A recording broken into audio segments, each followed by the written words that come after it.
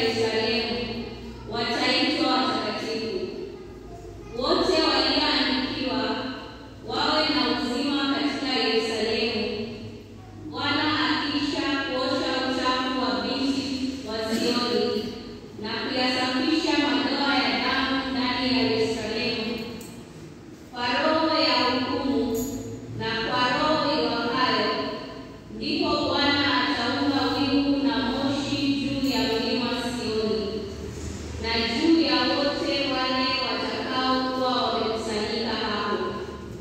Wingu la moshi wakati wa mchana na mwangaza wa miali ya moto wakati wa usiku.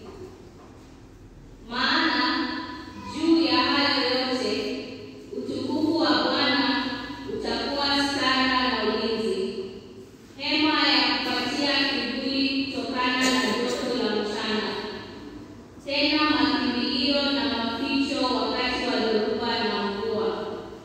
Neno la Bwana. Tumshukuru.